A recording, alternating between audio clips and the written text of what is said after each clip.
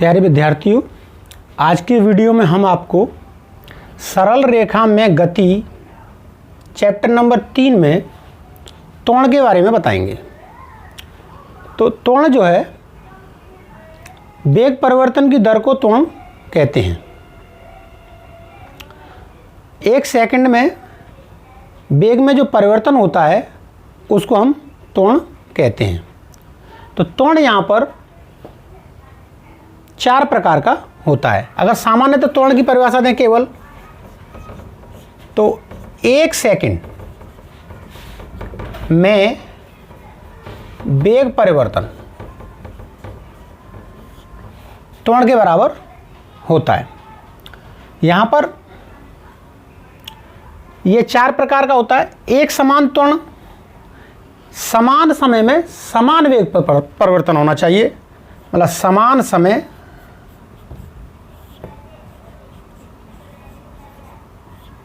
में समान वेग परिवर्तन।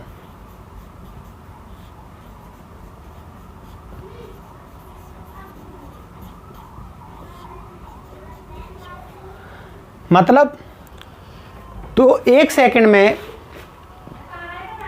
4 मीटर पर सेकंड का वेग परिवर्तन हो रहा है, तो अगले 1 सेकंड में भी 4 मीटर पर सेकंड का ही वेग परिवर्तन होना चाहिए। मतलब समान समय में समान वेग परिवर्तन ही होना चाहिए, वेग परिवर्तन में कोई अंतर नहीं आना चाहिए। दूसरा है परिवर्तित त्वरण, या इसे इंग्लिश में कहते हैं वेरिएबल एक्सेलरेशन। ये यूनिफॉर्म एक्सेलरेशन है। समान समय है लेकिन जो वेग में परिवर्तन है वो असमान है। तो हम कह सकते हैं समान समय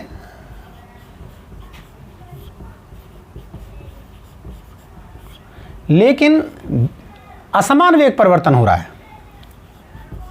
असमान वेग परिवर्तन हो रहा है।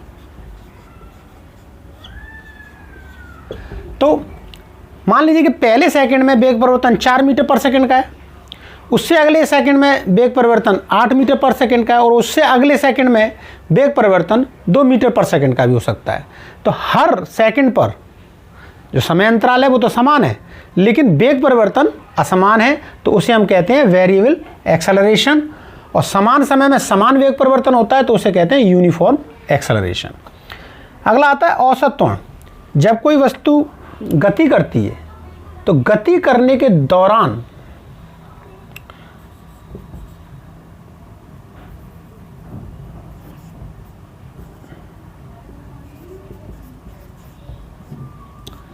कुल वेग परिवर्तन और कुल समय, कुल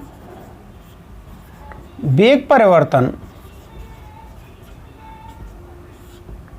बटे कुल समय को हम जो है औसत त्वरण कहते हैं। कि पूरी गति के दौरान जो कुल समय है, उस कुल समय में कितना वेग परिवर्तन हुआ है वो आपका औसत वेग त्वरण, ये औसत त्वरण कहलाता है। यहाँ पर सामान्य परिभाषा में तो हम ये कहें, यहाँ पर कहते हैं कि वेग परिवर्तन की दर को त्वरण कहते हैं, लेकिन रियल में इसका मतलब ये है कि 1 सेकंड में वेग में परिवर्तन कितना हो रहा है। कोई गाड़ी आप चला रहे हैं, उसमें 1 सेकंड में 10 मीटर पर सेकंड का परिवर्तन हो रहा है, तो त्वरण उसका 10 मीटर प्रति सेकंड स्क्वायर होगा। इसी तरह से यहाँ पर आता है तात्कालिक वेग। तात्कालिक वेग होता है विशेष क्षण पर त्वरण। किसी विशेष क्षण पर वेग पर त्वरण। इसके लिए जो अगर हम दिखाना चाहें, ए इंस्टेंटनियस, इंग्लिश में इसको इंस्टेंटनियस त्वरण बोलते हैं। तो instantaneous acceleration is equal to limit delta t tends to 0। यहाँ पर जो समय है वो 0 की तरफ जा रहा है, लेकिन वो 0 के बराबर नहीं है, यानी कि लगभग 0 के जैसा ही है, जैसे 0.00001 सेकंड। तो वो 0 नहीं है लेकिन 0 के तरफ जा रहा है, इसे कहते हैं डेल्टा टी टेंस टू 0। और वेग परिवर्तन को आपने डेल्टा वी दिखाया, और समय को डेल्टा टी दिखाया, तो ये जो है यहीं पर delta we over delta T, ये जो है समय काफ़ी कम होता है, इसलिए हम इसको D V over D T से दिखाते हैं। और v बराबर आपको पढ़ाया गया है कि जो v होता है, वेग जो होता है वो dx ओवर dt, विस्थापन परिवर्तन को, समय के साथ जो विस्थापन परिवर्तन होता है उसे हम वेग कहते हैं। तो अगर हम यहाँ पर एक्सेलरेशन, इंस्टेंटनियस एक्सेलरेशन में अगर ये वैल्यू डाल दें d और ये dt और v के स्थान पर लिख दें dx ओवर dt, तब आप देखेंगे इसका सूत्र निकल कर आता है एक D square X over D T square. तो त्वरण को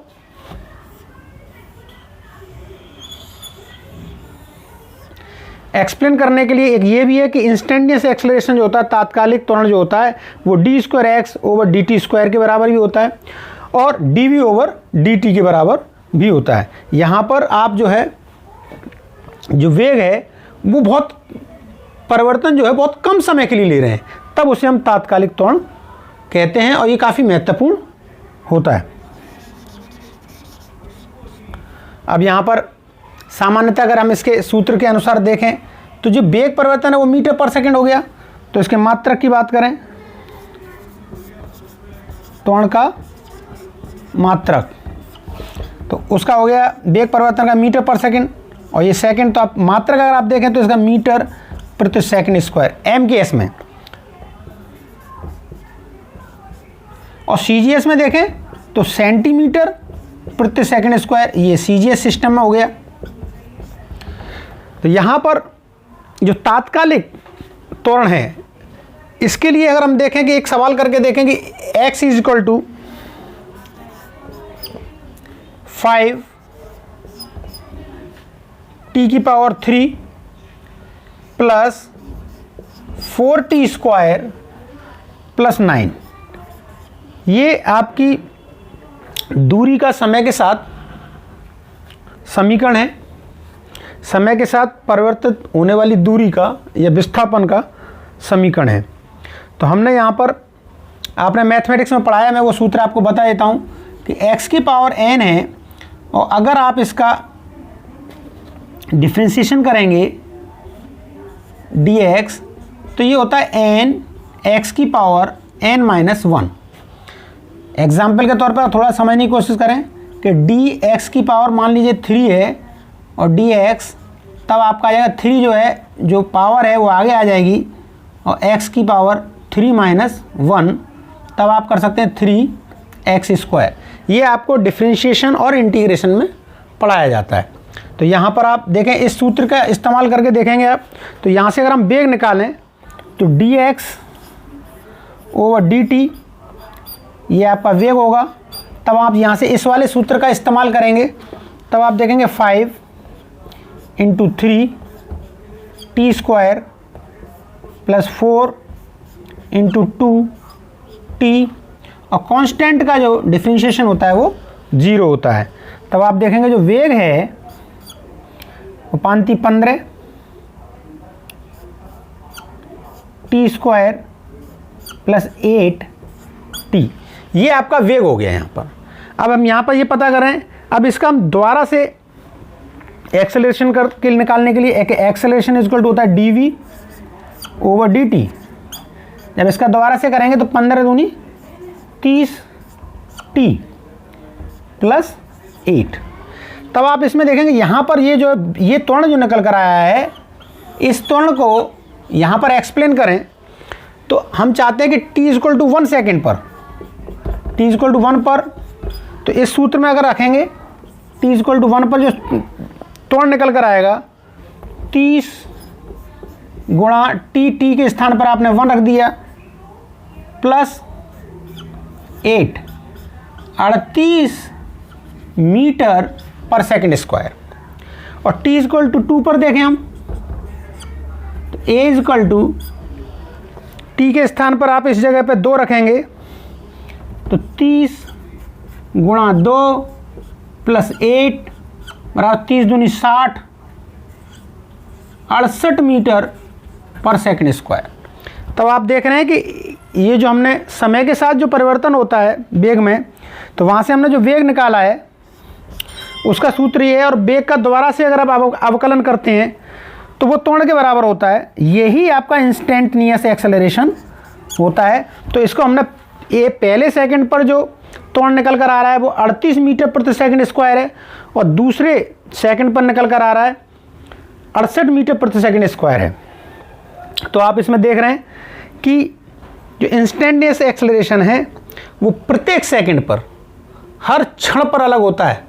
इसलिए हम इसको यहाँ पर लिमिट के साथ एक्सप्लेन करते हैं, और ये dv/dt के बराबर होता है, जबकि औसत त्वरण जो होता है वो डेल्टा v/डेल्टा t के बराबर होता है।